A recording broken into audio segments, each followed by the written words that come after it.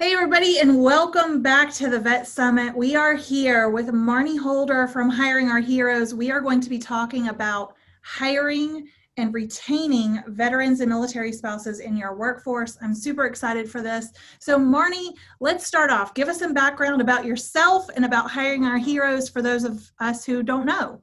Great. Yes, thanks. As Jordana said, I'm Marnie Holder. I'm the Director of Career Summits for Hiring Our Heroes. I've been with them for about 4 years. Hiring Our Heroes started back in March of 2011. It was answering the nation's call at the time. We were at veteran unemployment, all-time high, and we had a lot of force reduction happening. And so what we did is get all of the employers together and help educate and inform employers on the value of a veteran and making sure that they understood what a great significant talent pipeline that was to meet their demands and needs within their companies. So fast forward, we started targeting those veterans that were in communities that didn't have a large military affiliation. So these are veterans that had already gotten out, were maybe on their second, third, fourth jobs, job jumping. So what we did was target those veterans first and make sure that they were getting connected to meaningful and challenging employment. So we did what we call traditional events. We did over hundreds of those over the course of the years, and reaching those veterans that were in need at the time. Fast forward to February of 2014, we started seeing a significant trend in getting to the service members first before they're getting out, educating and informing the service members on what they need to do to be quality candidates for these employers, so that we were working both sides of the equation. So we started doing career summits on military bases and bringing the employers to the military bases and doing a series of workshops, sessions, and panel discussions, all kinds of things to help inform the audience, which was service members and spouses, on what it's like outside the gate, so to speak, and really what the employers were looking for, and giving the voice of the employers direct access to that audience. So we've been doing career summits on military bases since 2014, and we've seen significant increase. We never have a time where we don't have wait lists from employers. We thought at some point when the veteran unemployment was starting to trend down, which is a good thing, and that's been happening, we thought we would see the employers go elsewhere, but they have found that this talent pipeline through the military is their first stop. And so we've seen that just increase. Even during COVID, we've seen the employers come to the veterans first and the service members first. Fantastic. Now, your title is actually the director of these summits, correct? Correct. So you're very intimately involved with all of these different aspects that you've mentioned.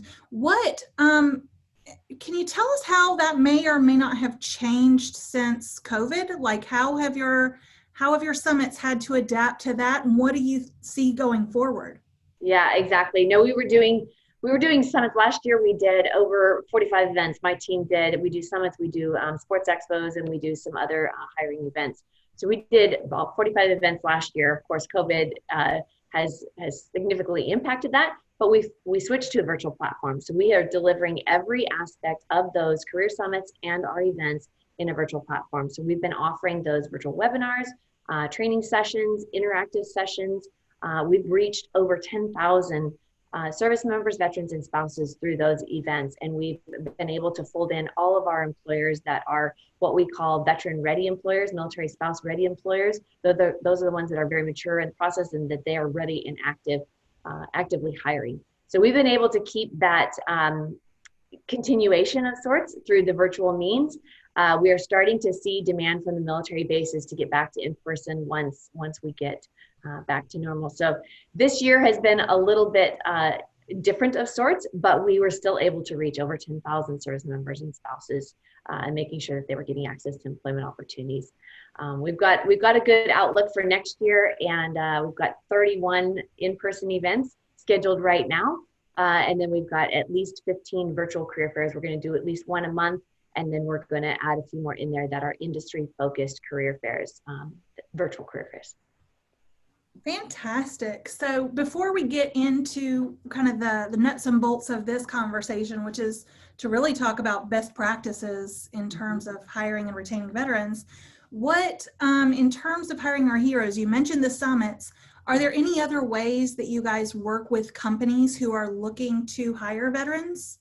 Yeah, so we do a lot of employer-focused events where we do, the training side of employers. And we take those that, and I've mentioned it before, the mature employers, those that are the veteran-ready employers, military spouse ready. So they're the ones that have already kind of cracked the code on how to make this work.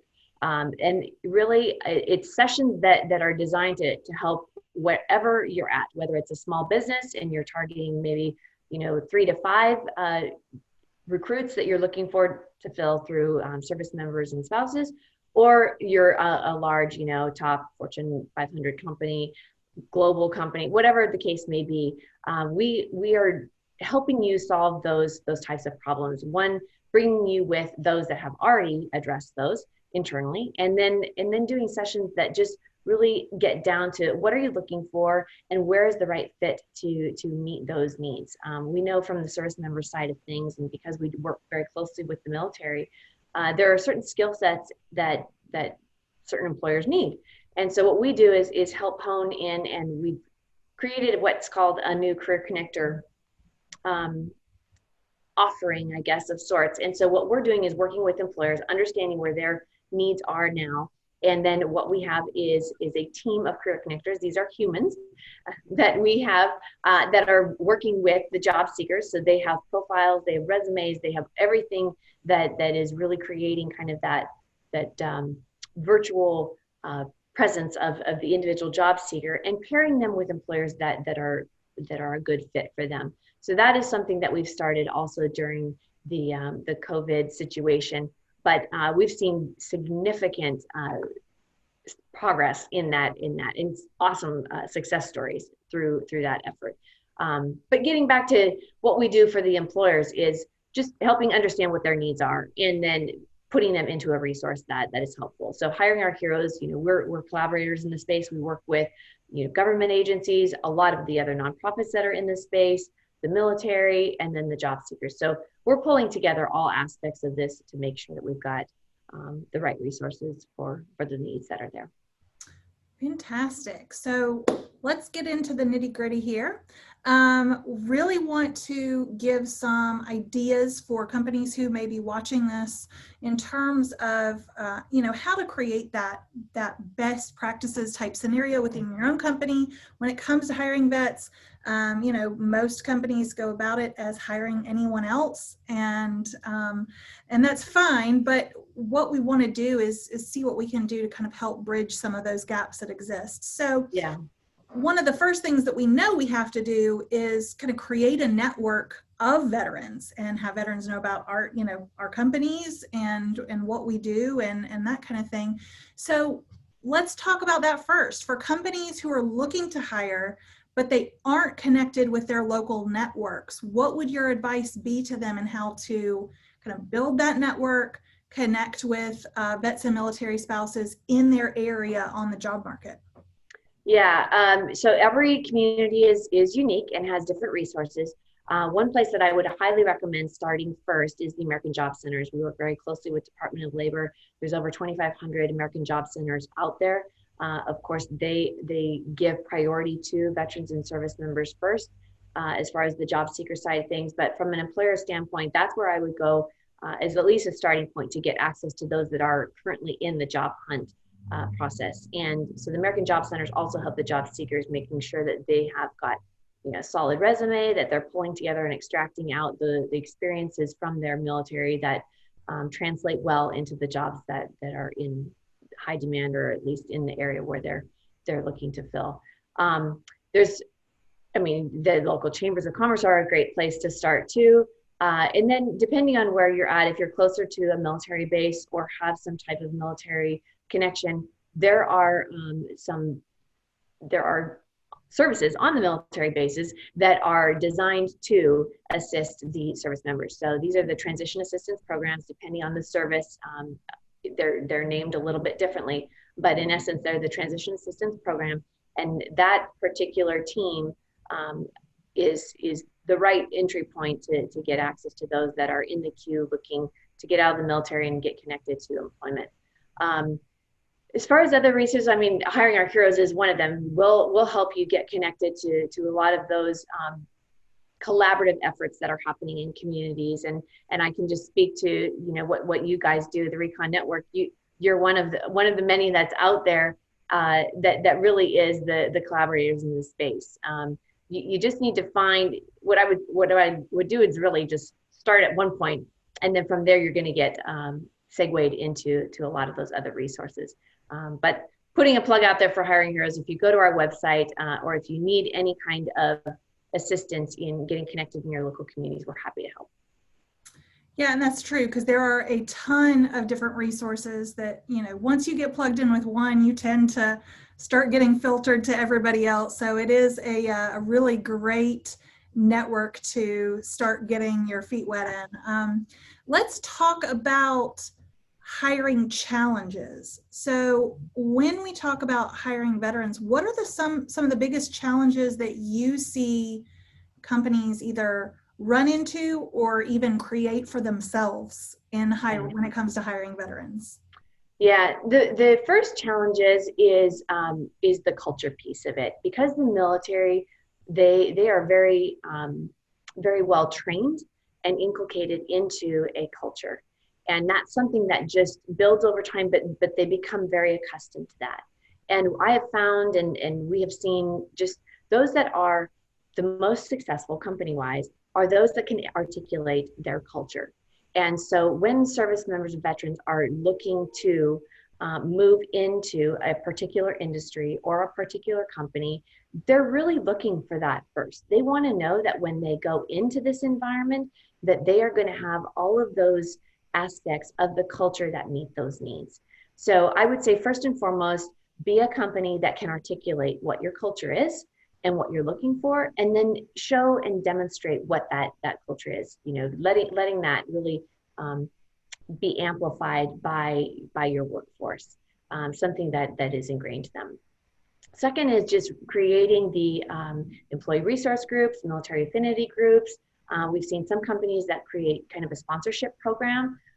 First and foremost, I would say find out how many service members, veterans and spouses, by that point they'll be veterans when they're in your company, veterans and military spouses that are in your company already. And lean on them first, because they have gone through this whole transition process. They have gone through everything that you're trying to convey to those that are in kind of the job seeking realm.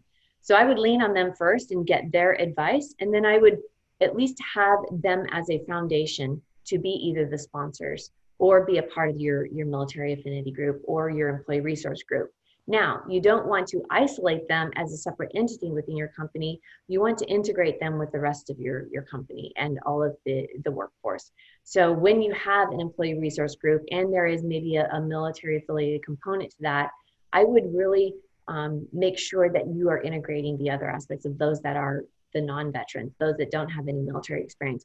You're going to find that bridging that gap within your company, you're going to build a stronger framework and fabric within the company. That's great advice. Especially, I know that a number of companies that have, identified some of their own veterans and put them kind of in charge of these groups, because it's easy to use an excuse, well, I don't understand that culture. Well, you can't use that excuse if you have people who do understand that culture. So yeah. I think that's a great thing. So we're talking about retention, because this kind of shifts into the discussion about retention.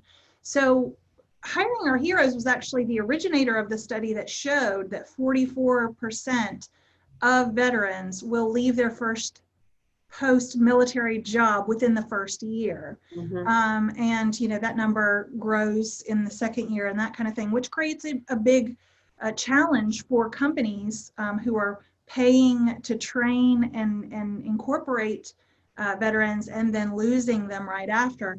So what are you seeing in terms of retention, and what are ways that companies can, keep vets on board longer? Yeah. And that is a big challenge nowadays. And so the career summits, what I was talking about is trying to get left of transition. So we're trying to educate and inform the job seeking market, those service members that are planning for their next career. And these are some of the hard hitting facts and figures that we tell them up front, is don't be one of those statistics that does move and shift to another job within the first year. Don't just look for a job, build and plan for a career. And we put a lot of emphasis on that that it isn't just, hey, wave the flag, I'm a veteran, you're going to, people are going to hire me. You really need to put in some effort on the research side of things. Know what you want, know what direction you want to go, and don't just go for the best offer or a job just to get a job. It's, you have a choice. You have a choice what direction you want to go. You are given ample time while you're in service, either planning for or within that last year of service, to take the time for you. One, make yourself a priority, do the research, leverage all the resources that are out there, know of the resources that are out there, because there are so many. And if you don't take advantage of them, they will go away. Take advantage of those. Another thing that the Department of Defense has done, it has created skill bridge programs. So these are approved programs that are basically taking your service, your time in service, and packaging with you a company program that is a training and skill program. Some of them lead to certain licensing certifications. Some are a fellowship or apprenticeship programs. They run the gamut. So there are many out there, over hundreds out that are approved by DoD that are out there and available to you. But it basically gives you the opportunity during your last 6 months on active duty to be a part of one of these programs, provided your chain of command approves. So it's one, you need to do the research on what type of program is the best fit for you. And you have to do that well in advance of those last 6 months on active duty, because many of them have an application process. So if you're not starting that process over a year out from your exit date, you may miss the window of opportunity to participate in those. So that's one, is we try to get you access to those early on. I will speak for one. We have our corporate fellowship program with Hiring Our Heroes. We also have a military spouse fellowship program. Both of those do have a quite extensive application process. So not everyone is selected, and there are certain criteria that needs to be met to even be able to apply for those. We have 3 cohorts a year that we offer, and they're the standard cohort dates every year. So everything is run simultaneously. But we have programs, and we work with companies nationwide. So there isn't any community that is immune to that. If there's a company that you're looking to be a part of, or a community you want to be a part of and you want to know what companies are there, we help do the match for you. That being said, during those last 6 months, you're going to have an opportunity to work within that company as a fellow. So you work 4 days a week being part of that company, and the only requirement, there is no requirement for them to hire you at the end, but they at least have to have an open requisition in order to host a fellow. I will tell you our rates, we've been doing this since 2015. We have a 93% job placement rate, and the average starting salary of all of our fellows is $93,000 across all programs and companies that we've worked with. In some communities, that average starting salary is well into 6 figures. So it's a phenomenal way to get yourself in a very safe environment over a 12 to 13 week period, be a part of that company, and then like I said, the 93% job offer rate. And not only do you get exposure to that company, but you're a part of a cohort of 25 to 30 other fellows and companies. So you're going to get exposure to other companies as well. And often our fellows get job offers from multiple companies, not just the one that they work with. So that's describing a little bit more granular detail of our program. But like I said, there's hundreds of other programs that are out there that I would highly encourage you to be a part of, that position you for retention when you're in the company.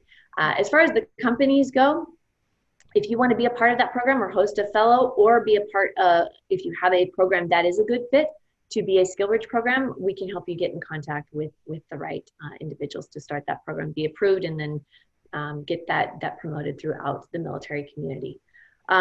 So that is one, is leveraging those programs that position you to get access to quality candidates that fit with your demands. And then if you can host a fellow, apprenticeship, whatever that may be. For other retention aspects, we mentioned the affinity groups and things like that. It's making sure that you're investing the time upfront as a company when you're bringing on board a veteran and military spouse, is helping them understand not only what their job is, where it fits within the company framework, but then what growth opportunities too, and really what the standards and expectations are on the job, and then what is a career path, either within your company or how you work industry-wide with other companies. That is where you can retain that investment and that talent within your company. Some of the other things that we've seen is just you know, keeping them active as in that affinity group or the employee resource groups, making sure that you're getting their experiences as informing what are the needs are, because the transitioning population, what a veteran experienced 20 years ago transitioning out of the military is different now. So making sure that you're fresh with what is happening as those new service members are coming out of the military and becoming the veterans that you hire. Now, you mentioned a few things that I wanted to kind of revisit and touch on. You know, you talked a lot about some of the responsibilities on the veteran side of finding a good fit, making sure that you know what job you're applying for, not just kind of randomly applying for stuff in terms of retention. And you mentioned a lot of different ways that companies can also participate in, vision casting and helping them kind of understand. What do you think the responsibility level for the company is to ensure that there is a good fit within that dynamic? Yeah, no, that's a good point. We really, through our efforts and really what we've heard from a lot of the companies, employers that we work with is they can only do so much, but they do need that talent to meet them halfway. And so it is a 50-50 game for the most part. And so from the veteran standpoint, you've got to do your part to be that candidate that they're looking for. And you need to do the research on, one, understanding the company that you're going into if you get to the point where you're interview, all of those types of things. There is a lot of onus on you as the individual to make sure that you are ready for this, not only how to sell yourself and package yourself and really show and demonstrate how you are best fit for that job, but really know and understand the culture that you're going into, know and understand the company industry you're going into. Just saying you're a veteran does not work anymore. You need to have more than that. Saying you're a military spouse does not work. You need to have more than that. From the company's perspective, yes, there's going to be a need for an investment upfront to understand, not to understand, but really just build internally. If you are targeting a military talent pipeline, that there are things that you need to structure yourself internally to do that. Your HR department needs to be educated on when a resume crosses their desk, that they, it might not have all the bells and whistles and words and translation that you're looking for. Maybe have your veterans that are a part of your company help be a part of that process to kind of talk through, all right, here's a service member's resume. Here's the things that they're really extracting out. When they say this is what they mean. Help do that translation for you so that you're not missing those opportunities, because even though we're doing a lot on the front end of that and we're encouraging the service members to get that advice before they put their resume together, not always does that happen. So having some good quality informants internally within your company will certainly help. So that's kind of the HR vetting side of things.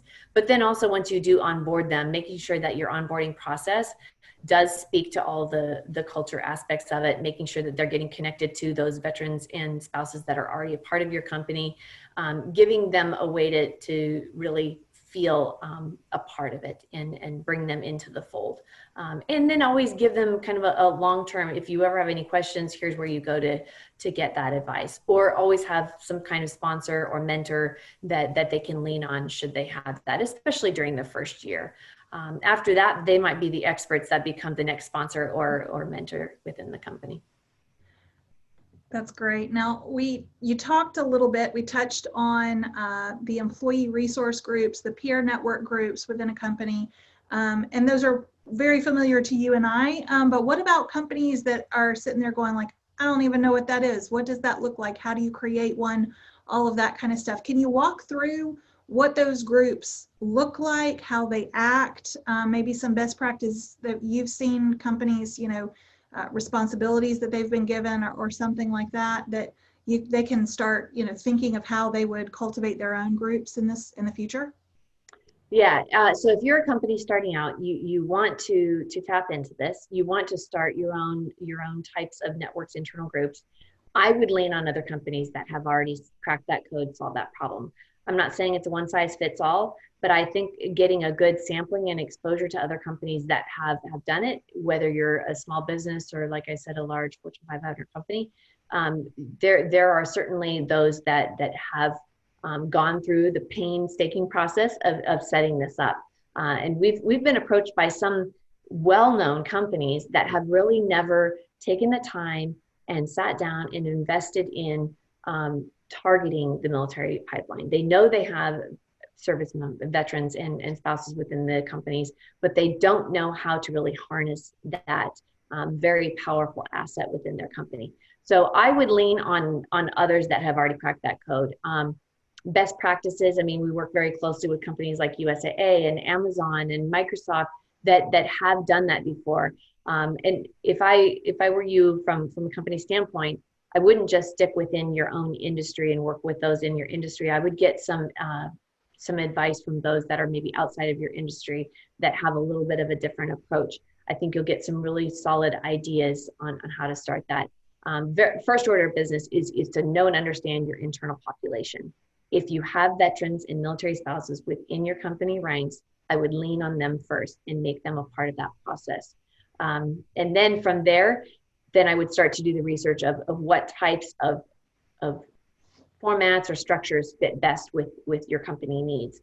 And then from that point, it is really then marketing in your own company, helping them understand, so that every employee can also be kind of your marketing tool and on that as well. And when you do kick it off, you want it to be successful. So the more you have the internal communication and understanding, I think you're going to get the buy-in that you need. And then outward facing, you're going to start to be, word of mouth spreads fast within the veteran and military spouse communities. So you will quickly become that company that everybody wants to work for if you play your cards right. Great. So we've talked a little bit about a lot of different things. As we wrap up, what else is there that companies really need to consider? Is there anything else that as they wade into either increasing veteran hiring or starting veteran hiring, and of course, military spouses as well, creating network groups, looking to connect with local networks, what is it that they might miss or that you can give them advice on? Yeah, we have covered a lot of ground. It's one of those where you need to know and understand where your needs are as a company, and why you are targeting the veteran or military spouse pipeline. Understand the why behind doing it, and then it's a lot easier to structure and be successful in that space. There are so many resources that can help. So please lean on that. Even if it's just starting with one, whether it's the Recon Network, or being a part of this event, or hiring our heroes. When you start with one of those, you're going to open the door to many. We have, in fact, just this afternoon, we have our Veteran and Military Spouse Employment Advisory Council meeting.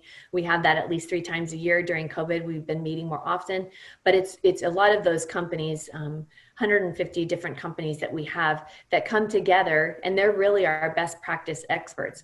And we learn from them, and then we use that to help share with others that, like you said, Jordana, that are starting out in this new path and new journey. So lean on the ones that have already solved the problem.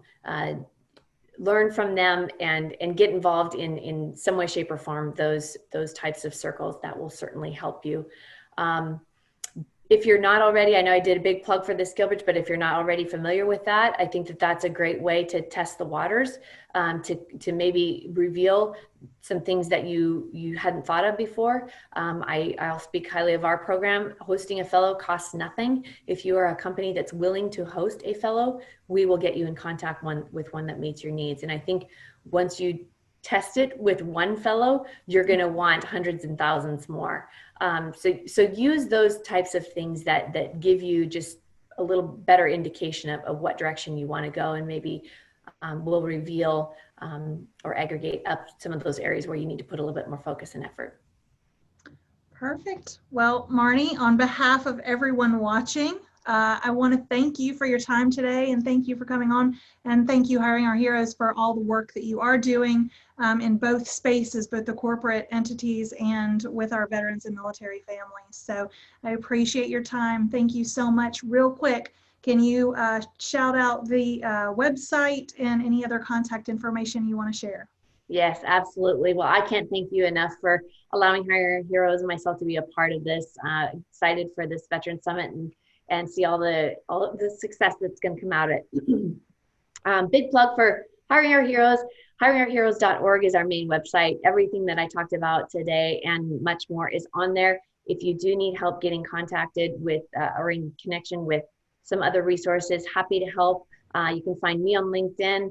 Marnie Holder, Director of Career Summits for Hiring Our Heroes. I didn't say it at the beginning, but military spouse for 25 years, and I worked for the Army as a civilian, not in uniform, for over 21 years, and then worked on Capitol Hill before that. So I've got a lot of government background, but been working with this space for a while, and this is where my passion is. This is where Hiring Our Heroes' passion is, and we see nothing but growth and potential in the years ahead, and we are excited to be a part of this space and do what we can to help those who serve. And just on the tail of Veterans Day, I did want to just say thanks again to all of our veterans out there and military spouses too, who make the ultimate sacrifice and truly serve our nation, protect our freedom. So thank you very much, and many thanks to the Recon Network and the Veteran Summit. This is going to be exciting times. Yes. Yes, thank you so much. I appreciate your time. We'll lead people to you. And in the meantime, we'll see everybody at the next session. Thanks so much. Awesome. Thank you.